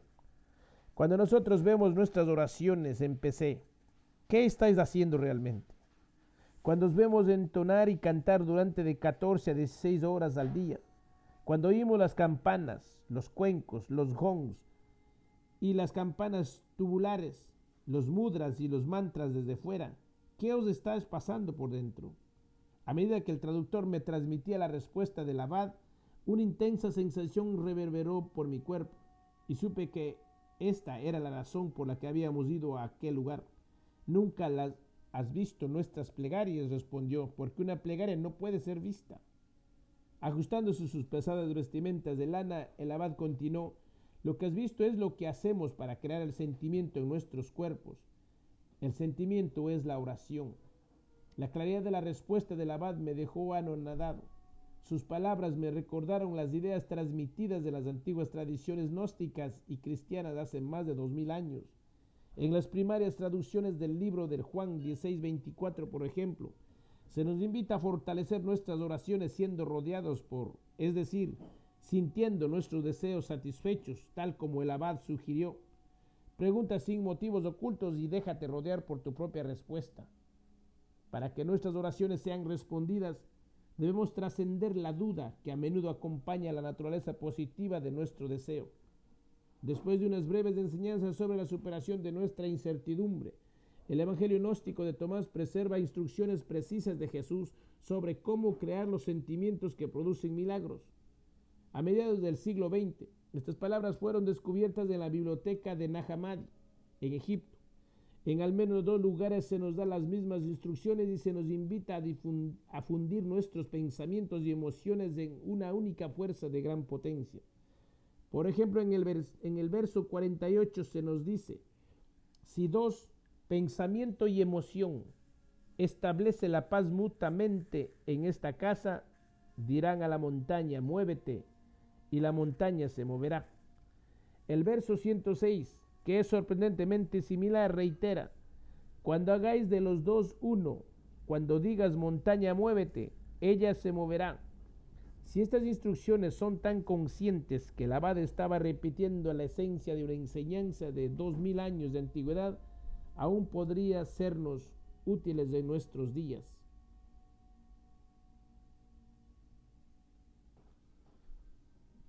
Usando un lenguaje casi idéntico, tanto el abad como los pergaminos describen una forma de orar y un gran secreto casi totalmente olvidado en Occidente. La creencia y los sentimientos que producen en nosotros son el lenguaje de los milagros.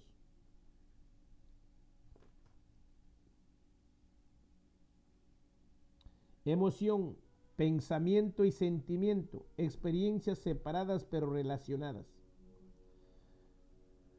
Si verdaderamente podemos entender lo que el poder de nuestra creencia de corazón nos dice con respecto al mundo, la vida adquiere un significado completamente diferente.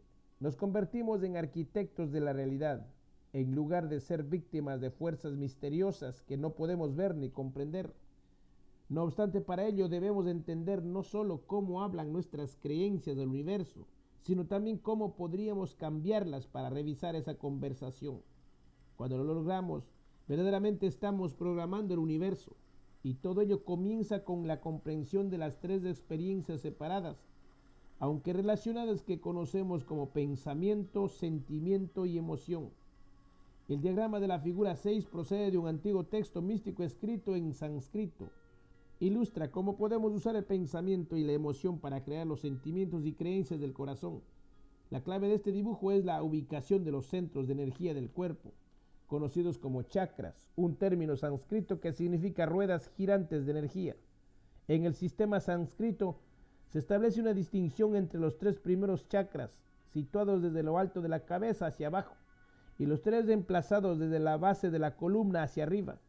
El papel que desempeñan estos grupos de chakras en la creación de nuestras creencias es clave para poder asumir la responsabilidad de nuestras vidas.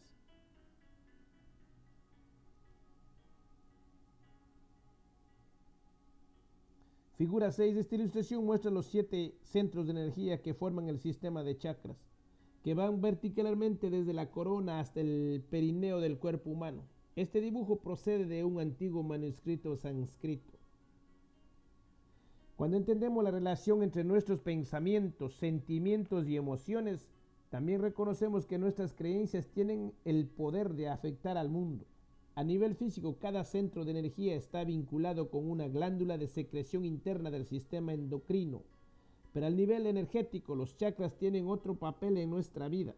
En las secciones siguientes definiré emoción, pensamiento y sentimiento separadamente, y después ilustraré cómo se unen para generar las experiencias internas que se convierten en nuestra realidad.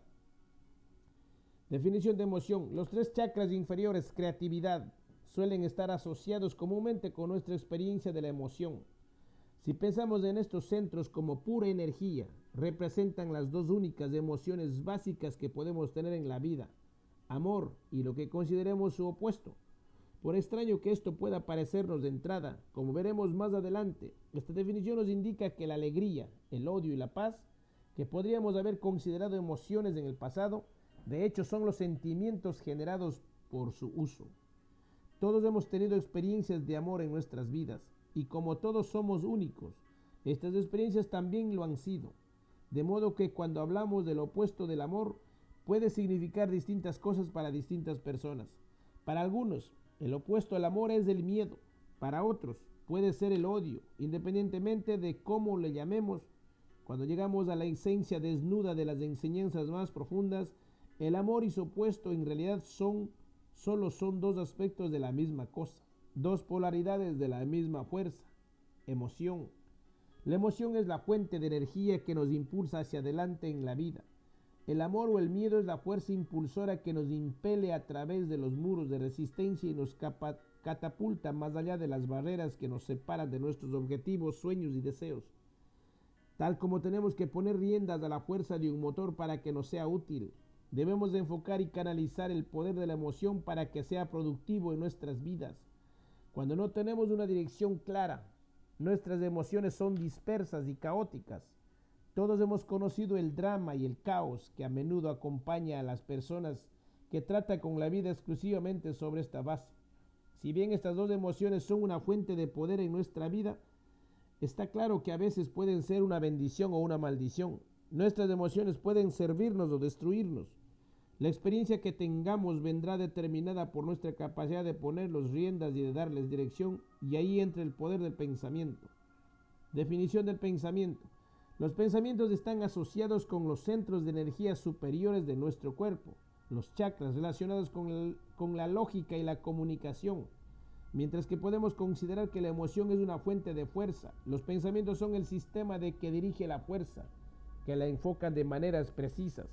De modo que si bien nuestros pensamientos son importantes, no tienen mucho poder por sí mismos. En términos de ingeniería, podríamos considerarlos la energía escalar, una fuerza potencial que rodea una posible situación, más que la energía vectorial o una fuerza real que está ocurriendo en nuestras vidas. Este proceso de amortiguación da seguridad e impide que todos los pensamientos que pasan por nuestra mente se manifiestan en la realidad. Como sugiere la estadística siguiente, eso es muy bueno. Hace algunos años la National Science Foundation informó que la persona media tiene unos 1000 pensamientos por hora.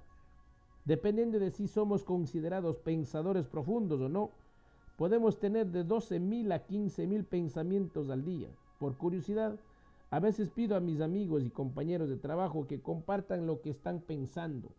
Cuando lo hago, descubro rápidamente que muchas veces piensan cosas que prefieren no compartir.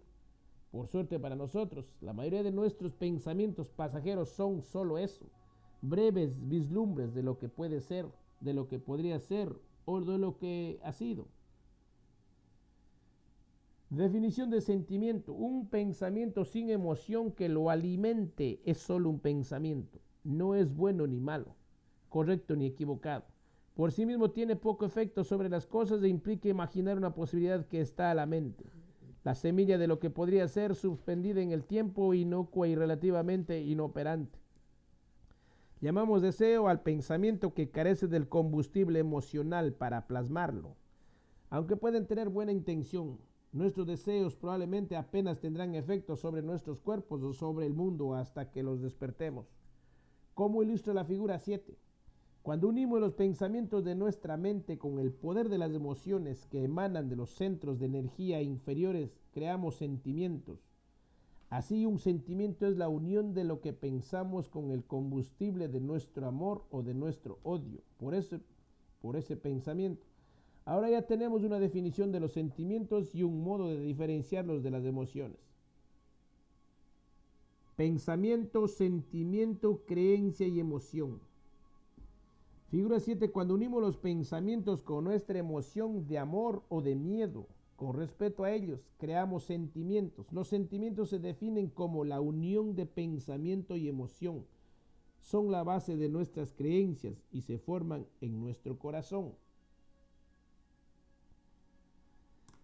Si bien solo hay dos emociones básicas, amor y miedo, podemos experimentar un número infinito de sentimientos. Algunos ejemplos son ira, compasión, furia, celos, gratitud, escepticismo y paz, por nombrar solo unos pocos. En términos de ingeniería, los sentimientos son la energía vectoral.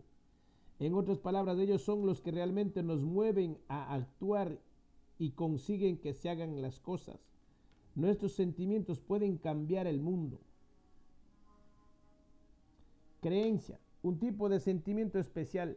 La creencia es de un tipo de sentimiento. Cuando albergamos una creencia con respecto a algo, generalmente tenemos un sentimiento, a menudo intenso, con respecto a ello.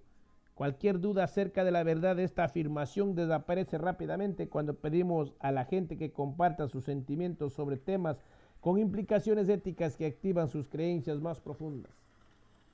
La creencia 15. Las creencias y los sentimientos que tenemos con respecto a ellas son el lenguaje que habla a la sustancia cuántica que conforma nuestra realidad. La pena de muerte, la investigación con células madre, si enseñar creacionismo o evolución en las aulas, el aborto y la eutanasia son algunos temas que hacen emerger nuestros sentimientos más profundos con respecto a si estas acciones son correctas o equivocadas. Es posible que a priori no siempre seamos conscientes de nuestra postura en estos temas, pero la intensidad de nuestra respuesta emocional cuando surge en una conversación es un buen indicador de dónde nos situamos con respecto a ellos.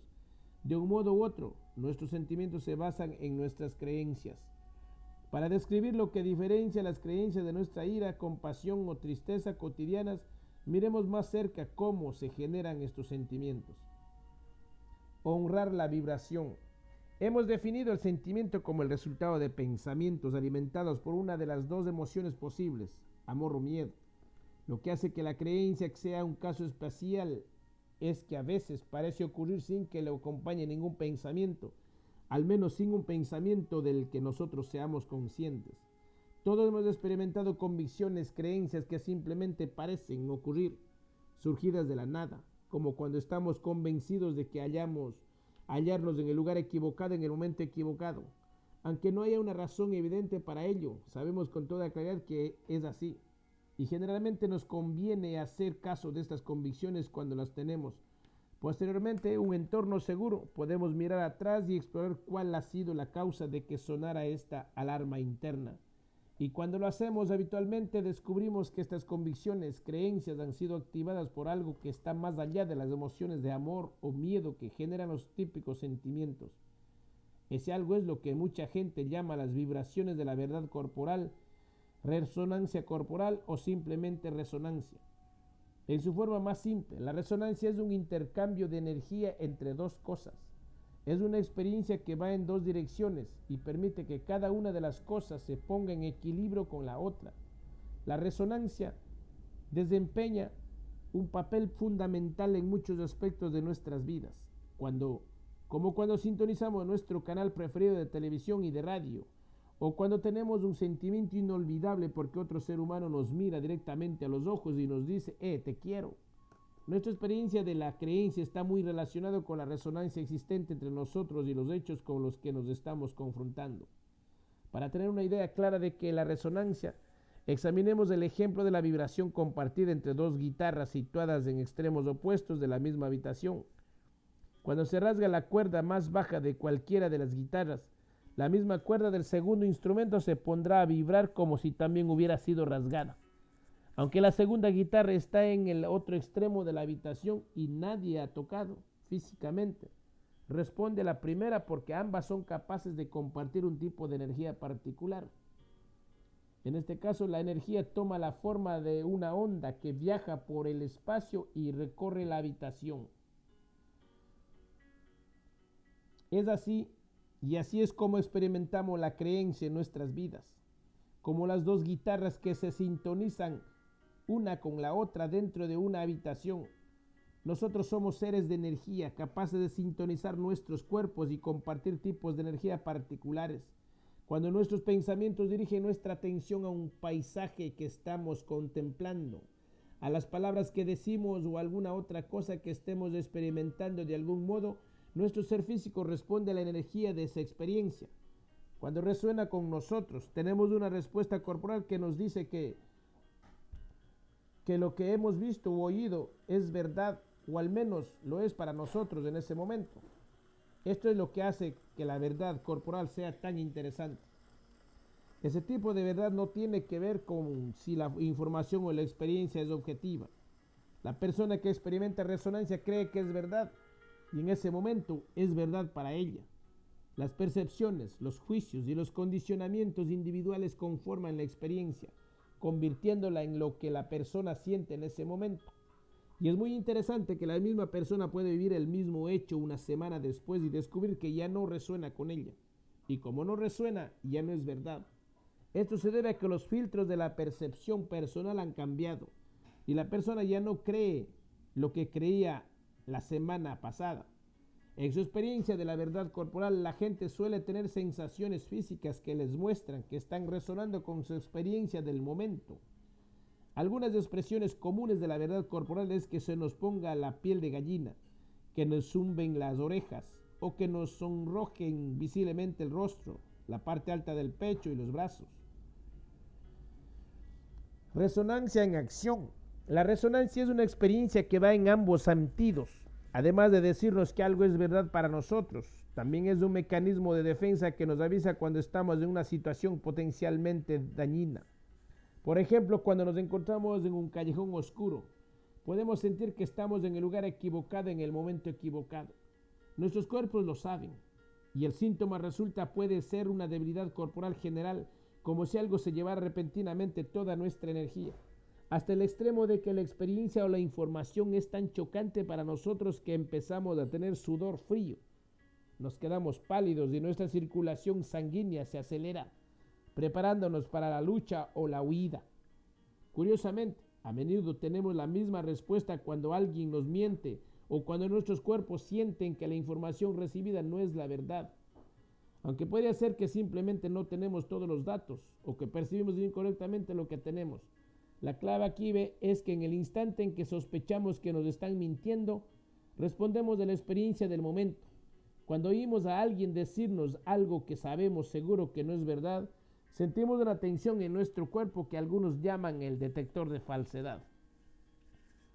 Aunque no siempre se basa en hechos conocidos en ese momento, nuestra reacción visceral a lo que otros comparten con otros puede ser una herramienta muy valiosa en muchas situaciones, como cuando sospechamos de una infidelidad en una relación de pareja o cuando leemos que la etiqueta de nuestras galletas favoritas nos dice que las grasas y aditivos que estamos a punto de comer son inofensivos.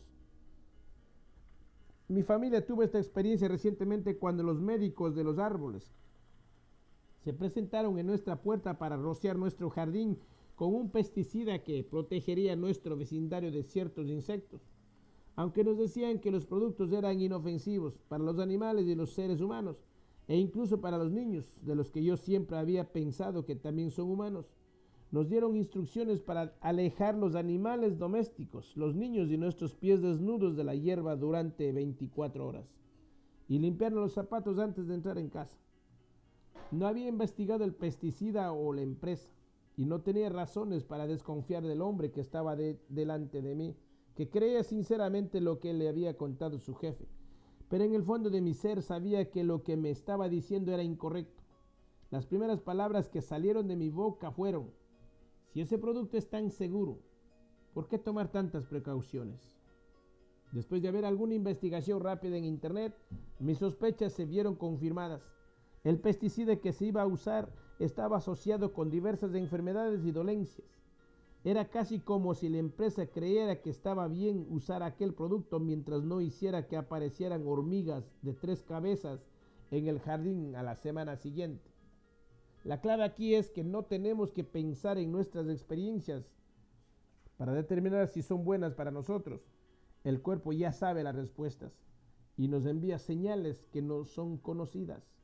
Estas experiencias nos dicen cuándo debemos aceptar algo como cierto en nuestra vida y cuándo no. La cuestión es, ¿tenemos la sabiduría y el coraje para escuchar? Mirar antes de saltar.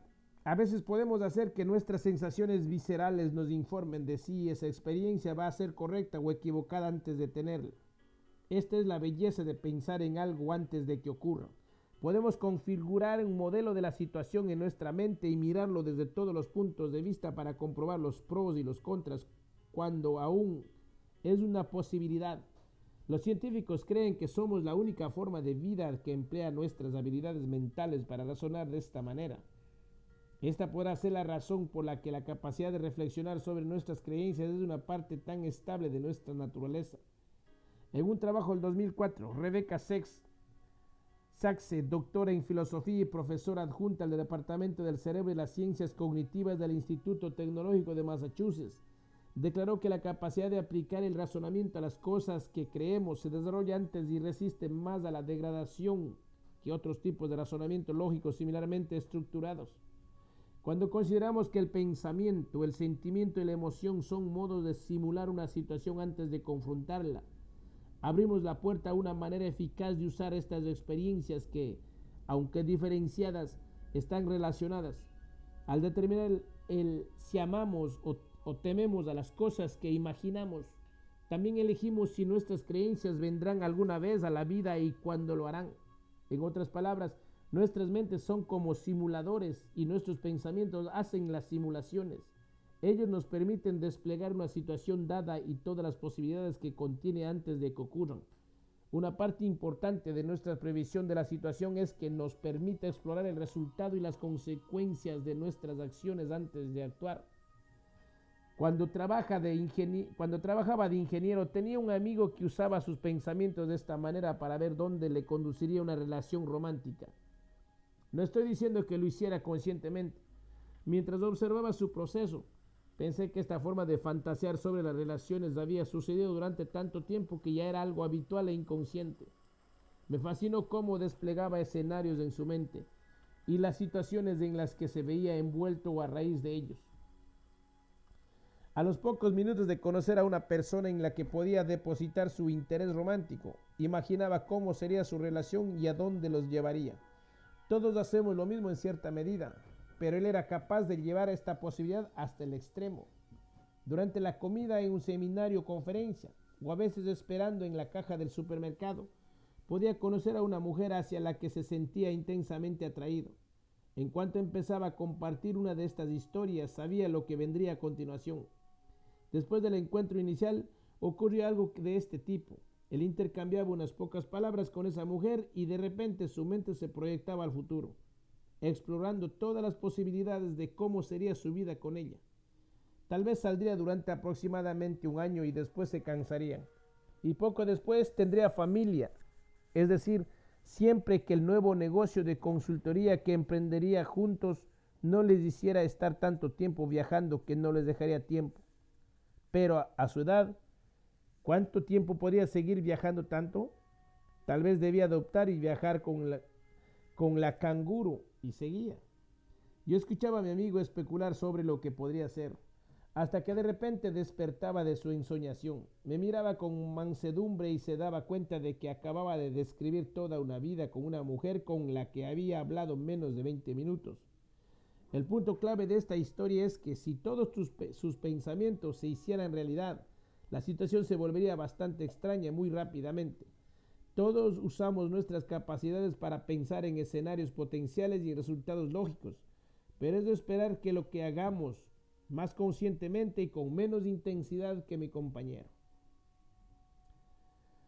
Pensamientos, deseos, afirmaciones y plegarias. Las afirmaciones son el ejemplo perfecto para ver cómo funciona el poder del pensamiento. He conocido a la gente que las usaba cada día de su vida. Las grabateaba en notas autoadhesivas que ponían en el espejo del baño, en el panel de instrumentos del automóvil, en el monitor del ordenador y en el trabajo.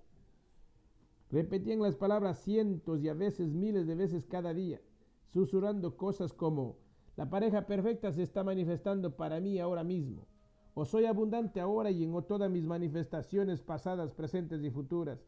Ocasionalmente les preguntaba por su práctica. Las afirmaciones a veces funcionaban, pero con frecuencia no lo hacían. Cuando las afirmaciones de mis amigos parecían no funcionar, les preguntaba por qué, cuál era, según ellos, la razón del fracaso. Había un hilo común que conectaba todas las explicaciones. En cada caso que la afirmación parecía no funcionar, la persona hacía poco más de recitar las palabras sin emoción subyacente. Tenemos que alimentar nuestras afirmaciones con la fuerza de nuestro amor, como si ya las hubiéramos logrado, para que la nueva situación se manifieste en nuestras vidas. En mi opinión, esta es la clave de una afirmación exitosa, y es diferente un deseo de un pensamiento vacío. Pensamientos y deseos. Como he indicado con anterioridad, un pensamiento simplemente es una imagen en nuestra mente de lo que es posible o de lo que podría llegar a serlo en cualquier situación, desde las relaciones humanas hasta la curación de las enfermedades y también todo lo demás. Si no cuenta con la energía del amor o del miedo para alimentarlo, nuestro pensamiento tiene poca fuerza y simplemente es lo que es. En el caso de las curaciones descritas anteriormente en este capítulo, la idea de cómo sería la recuperación de una persona y cómo cambiaría su vida es un ejemplo de pensamiento. Si bien la curación empieza con el pensamiento, este por sí solo no basta para instigarla. La esperanza de que un pensamiento se haga realidad sin la emoción que le dé vida no pasa de ser un deseo, simplemente una imagen de lo que es posible. En ausencia de la emoción necesaria para realizarlo, el deseo permanece irrealizado. La visión de lo que podría ser suspendida en el tiempo puede persistir unos segundos, unos años o toda una vida. Ejemplo, el simple hecho de esperar, desear o decir que una curación va a tener éxito puede tener poco efecto sobre la realidad. En estas experiencias aún no hemos llegado a la creencia, la certeza que surge al aceptar lo que pensamos que es verdad, junto con la sensación de que es la verdad en nuestro cuerpo que convierte el deseo en realidad. Afirmaciones y oraciones. Un pensamiento imbuido de emoción produce sentimiento que lo lleva a la vida. Cuando esto ocurre, hemos creado una afirmación y también una plegaria. Ambas se basan en el sentimiento y más precisamente sentir como si el resultado ya se hubiera producido. Diversos estudios han demostrado que cuanto más claros y específicos seamos, mayores son nuestras posibilidades de tener éxito. Esta es la razón por la que las palabras del abad que nos recuerdan el sentimiento de la oración son tan poderosas. Están tomadas de un linaje de enseñanzas que extienden su verdad y su consistencia durante más de 5000 años. Ejemplo, una afirmación o oración exitosa se basa en sentir que el resultado ya se ha producido, que la curación ya se ha llevado a cabo.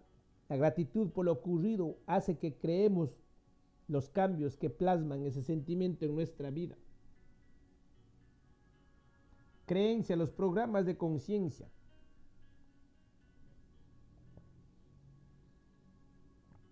Todo lo que contemplas, aunque parece estar fuera, está dentro en tu imaginación, de la que este mundo mortal no es sino una sombra. Con estos versos del poeta William Blake nos recuerda el poder que tenemos de nosotros cada momento de cada día. Aunque las palabras han cambiado, existe una similitud inequívoca entre lo que Blake nos comunica y lo que las tradiciones budistas nos dijeron hace siglos. Sí, tal como dicen, la realidad solo existe donde nuestra mente se enfoca, y todo lo que experimentamos, aunque parece estar fuera, está dentro. Está claro que nuestras creencias son los programas que determinan nuestra experiencia. William James, que vivió a finales del siglo XIX y comienzos del XX, fue una de las personas más influyentes de su época. Fue un hombre renacentista en tiempos modernos y ya antes de hacerse psicólogo tenía muy claro el papel que desempeñan la conciencia y la creencia en nuestras vidas. En su ensayo de 1904, ¿existe la conciencia?, afirma que a veces lo que experimentamos en la conciencia es intangible y figura como un pensamiento. No obstante, en otros momentos, los contenidos de la conciencia son cosas que se hacen reales de nuestras vidas. Cuando ocurre esto, James sugiere que el poder de nuestra creencia es el que genera el hecho real. Aunque he definido la creencia y he dado ejemplos de cómo funciona, sigue siendo una de nuestras experiencias más elusivas. Y por esta razón puede ser uno de los lugares más difíciles en los que introducir cambios. Cuando creemos verdaderamente algo, también tenemos un sentimiento al respecto. Y aunque le llamemos instinto o reacción visceral, la clave para cambiar nuestra creencia es que está grabada a un nivel profundo, incluso primordial. No tenemos que comprender la creencia para experimentarla, pero tenemos que saber cómo funciona si queremos que actúe eficazmente en nuestra vida.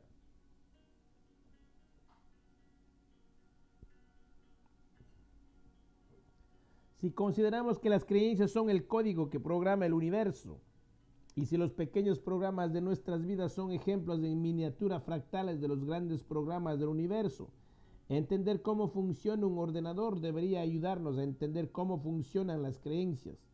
De modo que empecemos por explorar las nuestras como si fueran simples programas. Cuando lo hacemos, el concepto nebuloso de creencia asume una forma con la que podemos trabajar. Podemos ver de manera precisa cómo nuestras experiencias internas afectan al mundo externo. Y lo que tal vez sea más importante, también podemos descubrir qué debemos hacer o dejar de hacer para llevar los deseos de nuestro corazón a la realidad de nuestras vidas. Puede resultar redundante decir que el propósito de un programa informático es hacer cosas, pero es importante insistir en ello ahora que comenzamos a pensar en las creencias como programas. Si vamos a crear una creencia nueva o cambiar una existente, debemos estar absolutamente seguros de qué queremos conseguir. Una creencia difusa sin duda producirá un resultado difuso. Los programas pueden ser simples o complejos. Algunos contienen literalmente miles de líneas de códigos y otros pueden ser tan cortos como 3 simples afirmaciones. No obstante, independientemente de su tamaño, todos los programas tienen los mismos componentes básicos: los comandos que los inician, comienzo; los comandos que les dicen qué hacer, trabajo; y los que les informan de que el trabajo ha concluido, compleción. Antes de escribir un programa, los programadores suelen delinear lo que esperan conseguir en términos generales.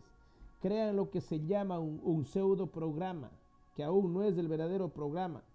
Tal como el resumen de un trabajo escolar destaca los puntos importantes del contenido y ofrece un mapa de las ideas que se van a explorar, el pseudo programa informático identifica los elementos clave que conseguirá el programa. Como nuestro objetivo es usar lo que ya sabemos sobre los programas electrónicos para comprender los programas de conciencia, examinemos los equivalentes informáticos del pensamiento, el sentimiento y la emoción. En la figura 8 vemos que nuestras experiencias internas desempeñan el mismo papel en la conciencia que sus contrapartes en los ordenadores. Equivalencia entre las funciones del ordenador y la conciencia.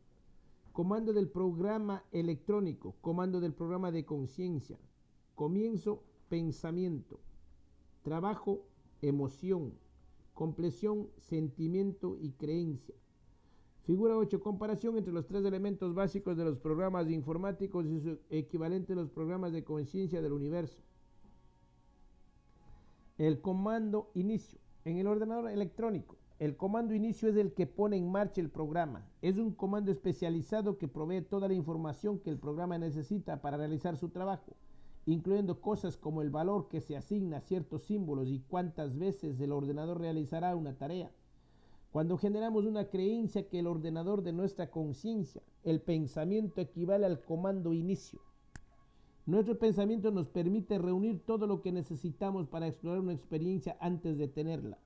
Por ejemplo, cuando consideramos si entrar en una nueva relación, reunimos toda la información que nos ayudará a tomar la decisión. Si es una relación de pareja, podemos reconocer los atributos de la otra persona y sus sueños, metas y deseos para ver si nuestros caminos son compatibles.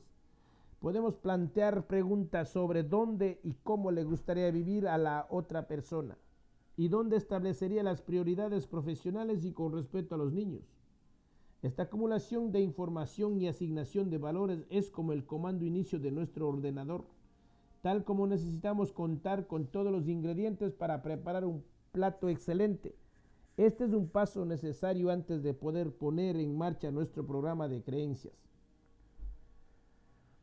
Los comandos del trabajo. Los comandos de trabajo les dice al programa qué hacer. Dan sentido a la información que el comando inicio la ha identificado, unificándole de manera útil y significativa. La emoción es el equivalente de los comandos de trabajo. Nuestro amor, a nuestro miedo hacia las cosas que traemos a nuestra mente es lo que les da vida. En el ejemplo anterior de que la relación amorosa, podemos asumir con cierto margen de seguridad que el amor es la emoción, el comando de trabajo, que alimenta nuestros pensamientos con respecto a nuestra pareja.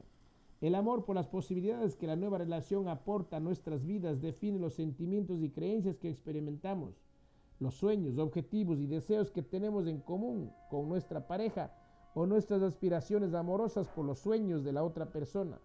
Ponen en marcha los sucesos que se convertirán en la realidad de nuestras vidas. El comando compresión dentro del contexto de nuestro programa de conciencia. El comando compresión es el comienzo más que el final del proceso. Indica el punto en el que todas las piezas encajan en nuestra creencia, en su forma inacabada. Se convierten en la plantilla para expresar en nuestras vidas lo que hemos creado dentro de nosotros. Como nuestros corazones convierten nuestras creencias completadas en ondas que transportan información a través de nuestros cuerpos y hacia el mundo, lo que creemos se convierte en el lenguaje que habla a la sustancia cuántica de la que está hecho el universo. El sentimiento es el equivalente del comando compleción. Para dejar las cosas claras, diré que este no es el tipo de compleción que lleva todo a un punto muerto. De hecho, completar nuestro programa de creencias hace exactamente lo contrario. Señala que el edificio de la nueva creencia está hecho, de modo que ahora el resultado puede manifestarse y hacerse real. En el ejemplo que he venido usando, esto equivale a sentir que la relación ya está en su lugar, como si nos hubiéramos embarcado en un viaje con nuestra pareja. Teniendo en mente estas equivalencias, ahora resulta fácil pensar en el sentimiento y en la creencia como programas de conciencia. Como somos nosotros los que creamos, eso nos transforma en los programadores. Nosotros elegimos qué pensamientos se convierten en nuestro comando inicio y qué emoción señala que estamos preparados para darles vida. Está claro que esta tecnología interna de las creencias nos convierte en los arquitectos de nuestras vidas. Todo comienza con lo que ocurre en el misterioso reino que llamamos la mente. Es el lugar donde nuestras experiencias convergen en el registro permanente de un momento temporal. Notas. John Wheeler, citado por David Pitt en Synchronicity, The Bridge Between Matter and Mind, Nueva York, Backham Books, 1987, página 4. Segundo, Ibet. Tercero, Quantum Theory Demonstrated. Observation Affects Realities. adaptado de un noticiario de The Weizmann Institute of Science de Rehovot, Israel, 27 de febrero de 1998. Página web www.scienciadaily.com. 4. H.K. Beecher, The Powerful Placebo, Journal of the American Medical Association, volumen 159, número 17, 24 de diciembre de 1955, página 1602 a 1606. Anton G. M. de Crane, Ted Kapchuk, Jan Tixen y Klein, Placebos and the Placebo Effects in Medicine, Historical Overview, Journal of the Royal Society of Medicine, volumen 92, número 10, octubre de 1999, página 511-515. Página web www.pubmedencentral.nih.gov. 6. Margaret Talbot, The Placebo Prescriptions, The New York Times, 9 de enero del 2000. Página web thekerrynewyorktimes.com. 7. Andy Cochran, Placebos Effect Revealed in Calming Brain Cells, New Scientific, Scientist.com, 16 de mayo del 2004. Página web www.newscientist.com. 8. IBID. 9. Franklin J. Miller, William James, Fate and the Placebo Effects, Perspectivas de Biología in Medicine, volumen 48, primavera del 2005, página 273 a 281. 10. Today's College Student Experience More Anxiety, 13 de junio del 2007, en la página web del grupo médico Yale, www.yalemedicalgroup.org. News. 11. IBID.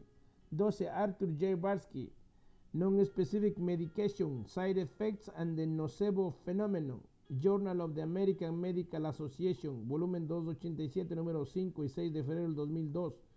13. Robert Michael Ruth Bernstein, Honeymoon, Magos and Other Medical Marvels, The Science Behind Fall Remedies and Old Wives, Tales, Nueva York, Houghton Mifflin, 1998. 14. Página del Framingham Heart Study, The National Heart, Lung and Blood Institute, www.nhlbi.nih.gov.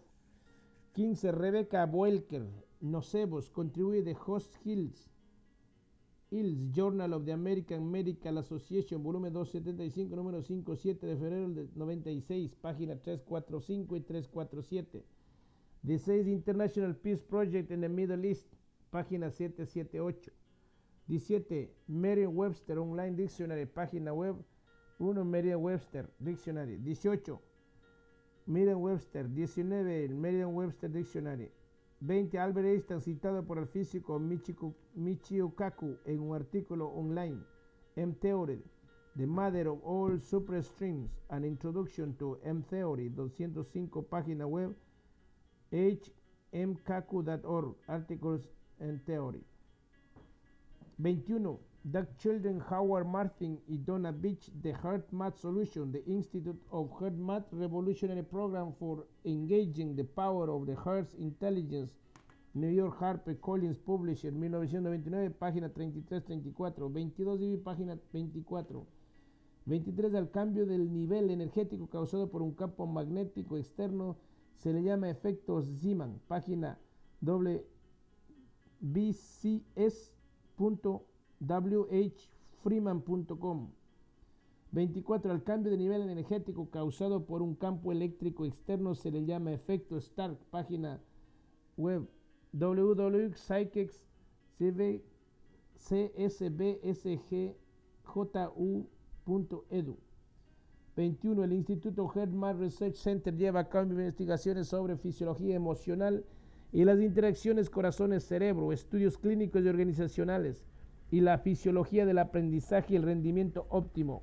Estas estadísticas están tomadas de un resumen publicado online de la comunicación entre el cerebro y el corazón, Head-Heart Interactions, página web www.heartmath.org. 26. Neville, The Law of the Promise, Marina de Rey de Vos, 1961, página 44. 27. El Evangelio de Tomás, página 131. 28. 137. 29. Rebecca Sachs, Reading Your Mind, How Our Brains Help Us Understand Other People, Boston Review, febrero-marzo del 2004, página web bostonreview.net. 30, The Law and the Promise, página 57. 31, William James, Does Consciousness Exist?